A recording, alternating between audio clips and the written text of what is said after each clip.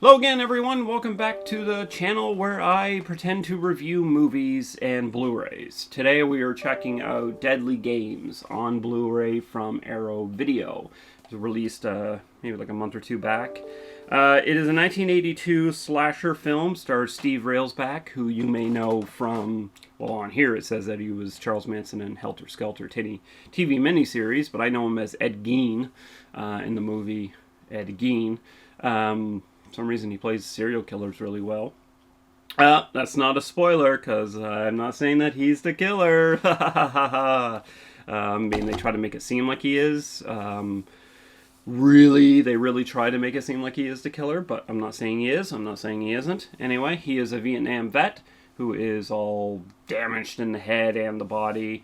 Come back from the war. Honestly, he doesn't really have anything much to do with the film. He just plays a creepy guy that lives in a theater downstairs below a movie theater, and he's really into horror films. His friend is the local cop slash like adulterer that sleeps with all the women in the movie. The movie starts off with a girl who is she's heading back home to her house and then proceeds to get naked and rub her boobs outside the door. Don't know why, but hey, I'm not complaining. Boobs. Then obviously mass killer shows up, terrorizes her. Spoiler alert, she ends up dead. And then the sister shows up in the movie. Her name is Keegan. She is played by, I'm going to look her name up here. She is played by Joanne Harris. She is the most annoying character I have ever met in my entire life. Her personality is so perky and upbeat. She is an extrovert. I am an introvert. I actually even have a hard time talking to invisible people on this camera. I do not like her. I do not like her at all. I want to see her murdered. Okay, that sounds really harsh now I sound like the serial killer. Anyway, yeah, not a big fan of her character. She returns. I don't get, Jesus Christ, the fucking heat. I got a heater on here and it's burning my fucking thigh. She returns after hearing about her sister dying. In this movie, people die all the time and no one seems to care. No, everyone is so nonchalant about murder. There's like, Keegan goes to see her mother. This is like the day after, I think, the body. Maybe it was like a few days because they don't really say when. She goes and sees her mother, and literally she is joking with her mother. Her mother is sitting there on the steps, sad as can be, and she comes waltzing in like, "Hey, Mom, look at me. I'm so happy, yippee." And the mother starts talking about men and hooking her up with this random guy, and she's all like, "Yeah, sure, Mom, sure, I'll jump his bones and marry him or something." And then immediately she's like, "Oh yeah, by the way, yeah, I do miss my sister. I miss her mom. Oh, she died. Yeah, she horrifically murdered. Oh." And then everything's back to normal and happy again until the next person dies. Mass murderer kills another person in a swimming pool. I don't understand, because the name of the movie is Deadly Games. It used to be called Who Fell Asleep, I believe, but they changed it to Deadly Games, and they tried to make it connect with this board game. It's like a Chutes and Ladders or Snakes and Ladders or whatever the hell that game's called. They couldn't get the rights to Monopoly, so they made up this game based on like universal horror monsters. And the killer in the movie makes this throwaway line about how they played the game and they tried to give it some order to the murders. So I don't understand how it connects to the board game. And I figured, okay, so Frankenstein's monster is electrocuted and returned to life. Say they land on that. The person should probably die by electrocution. But no, they just get tied. Their foot gets tied and they get drowned in a pool. Unless that was the creature killed. But no, because they landed on... See, it makes no sense. It makes no sense. It's just a stupid thing they put in the movie. Anyway, so murders happen. I'm going to be honest here. The killer in this movie is so obvious. It's so obvious who the killer is in this movie. When they reveal the killer, I'm like, wow, jeez, didn't see that coming. So okay, the killer's obvious. What else am I skipping over here in this movie? So Keegan, she falls in love with the local cop there's this like close-knit group of people, and they all seem to sleep with each other. They're all just like banging each other, and they're married, but they're all just fucking rotten. And Keegan is obviously the outcast because she doesn't live there, and she comes and she falls in love with the cop. And the cop, he's sleeping with everyone. Like, he's just fucking going to town with everyone. And so it's a slasher film. It's a slasher film. But they spend this good portion of the film doing this stupid, sappy love story. And there's even a love song that plays for a long time. And I'm like, oh, God, this is stupid.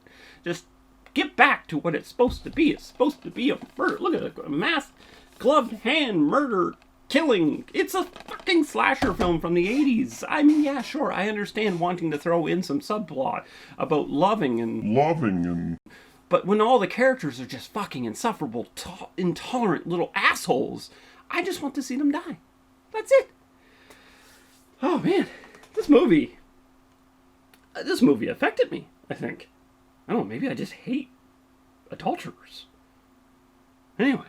So when the time comes to reveal the killer, like I said earlier, wow, crazy, oh my God. They spend so much time on the love story that the end is like, they just try to wrap it up as fast as possible. And I mean, they literally try to wrap it up as fast as possible. Keegan is the main character, obviously, so she's going to confront the killer. And she confronts the killer, and I'm trying to avoid as spoilers here as much as possible. She confronts the killer. Stuff happens. And then the movie keeps going for a little bit, for a few minutes. And it just does this random dumb thing at the end where it involves someone swinging in on a rope and screaming in a freeze frame, and then the movie ends and you're like, what the fuck? This is it? This is the fucking movie? Any redeeming qualities about Deadly Games? Well, there was some boobies. There is some nudity in this movie. There's some very attractive ladies. I will give it that. Hey, there's some attractive men in this too. I will give it that. Steve Railsback, I like his performance as the kind of unhinged guy living in the basement of a theater. I love the idea of the board game. I don't love how they utilize the board game, but the idea of the board game was really cool. I would definitely play that board game. And they had a couple cool kill scenes, I do admit. One of them kind of buried alive, although the way they shot it was kind of stupid. I don't know what was wrong with that woman, why she didn't climb out of the grave. It was like, would the 3-foot fall break her legs, and she just sits there as the killer slowly dumps dirt on her face with his hand. What is he going to bury her? It's like going to be like 4 hours later, he's still burying her with his hands. And she's just screaming, but get the fuck out of the grave. Anyway, cool shot, though. So yeah, the movie. Deadly Games. Yeah, okay, cool. Okay. Let's talk about the Blu-ray. Blu-ray! Okay, so the Blu-ray.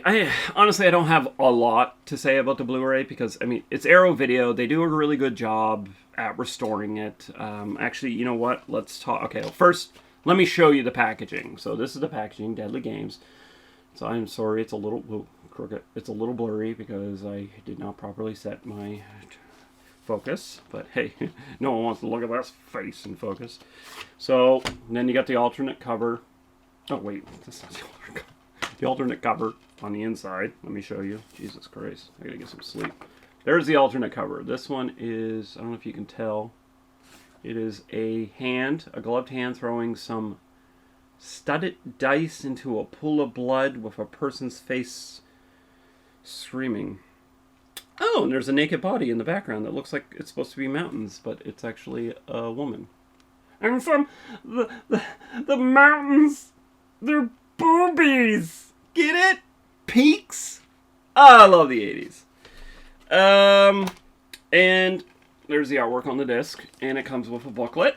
of course, because Arrow Video is very good at concluding booklets. The booklets are always like limited runs, so if you don't get it in time, you missed a booklet.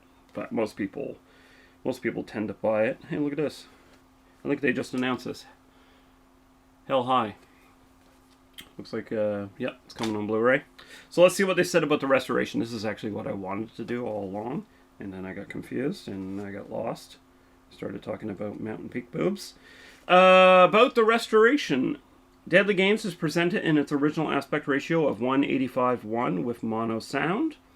The original 35 camera negative was scanned in 2K resolution at Company 3 in Burbank. The film was graded and restored in 2K at the American Genre Film Archive, AGFA, in Austin. The original mono mix was remastered from the original sound negatives at Deluxe Audio, Los Angeles. All materials were made available by Bayview Entertainment. It doesn't really say too much about, like, I mean, it's a 2K restoration. I think they did a good job. There's a few scenes where the grain is a little heavy at times. It's almost like a thick, kind of like a thick grain. A thick grain. But it could just be the scenes. I mean, it's nothing. There's nothing in the movie that stands out that I had any issues for. I thought it actually looked pretty good. Same as the sound. I didn't have any issues with the sound, except for the fucking sappy love song. The booklet contents. We have cast and crew. The games people play, exploring the Midwestern Gothic and Deadly Games by Amanda Reyes, and then about the restoration. So it's a nice little booklet. Yeah, got some images from the scenes, some screaming. I don't know, this woman here. I don't think she died in the movie. Is that something? I don't even remember who died in this movie. I think there was only 3 murders, maybe 4. Man, I watched this last night, and how do I forget already? Like, seriously. I'm getting old. My memory's going. So, the movie, the Blu-ray. What does the Blu-ray have for special features? The special features, I'll admit, not a lot. Not a lot of special features. But there are some. You have a commentary by The Hysteria Continues. You have an interview. I watched the interview last night. Sooty's a Shit, a brand new interview with actor Ray Mansfield. She plays one of the characters in the film. She's not in the film a lot, but she has a pretty cool, memorable scene, and she's also a very beautiful woman. But I think she married the director, because Scott Mansfield's the director, and she married the director. So her story about the making of this movie is, she comes across like she made the movie. I'll admit, I laughed so many times during this interview with her. I feel bad because, I mean, she's honest. She seems like a nice person, but just what she talks about during this interview, it's like 24 minutes, and there's like one part where she talks about a character in the film grabbing a phone while she's trying to get away and from the killer, and she's like, no one does that. But then one day when I came home, the phone was ringing, and I rushed in and grabbed it and thought, oh my god, you do that. We do that. And she says we do that a lot. And I just, oh man, you had to be there. You also have Practical Magic, a brand new interview with special effects and stunt coordinator John Eggett. Extensive image gallery. God, I feel like other YouTube reviewers here, just reading the back. Exclusive production, original trailer, an original We Fell Asleep screenplay, which is on the BD-ROM, so you'd have to put the Blu-ray into your PC, a Blu-ray drive, and be able to read the screenplay, the original We Fell Asleep screenplay. And then you have the reversible sleeve featuring the mountain peaks. So that is the Blu-ray, people. That is the Blu-ray from Arrow Video. That is Deadly Games. What do we think? What do we think of Deadly Games, the 1982 slasher that no one heard about? It's alright. It's okay. I'm not a huge fan. I thought it was a cool concept. It has a lot of beautiful women in it. It's an 80s slasher, so I'm going to get some enjoyment out of it, and I think you will too. Like, you're a fan of 80s slashers, this is why you watch the channel. Maybe, I don't know, maybe you watch it for this beautiful face. Yeah. No one wants to look at that face in focus. And Yeah, I think you'll like it. A little bit. Not a lot. I don't know if I'd want to put down like 40 bucks on this Blu-ray. I mean, if you can get it cheap, if you can get it under 20, cool. But I mean, Arrow videos are normally pretty expensive, and I mean they're good. They're what?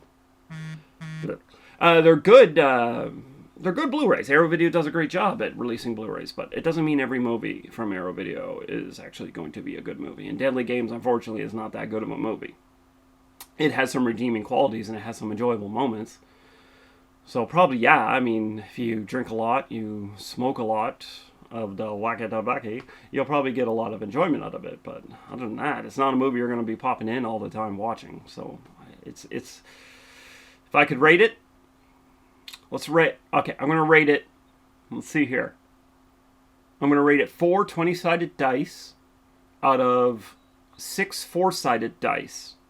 But take away 2, because you don't need those 2. So that's my final review. I hope you enjoy it. I hope you love coming back to this channel. I'm thankful to be back. And I look forward to doing so many more reviews so I can see, you know, the single-digit view count stay in single digits. Damn. Have a good one. Goodbye.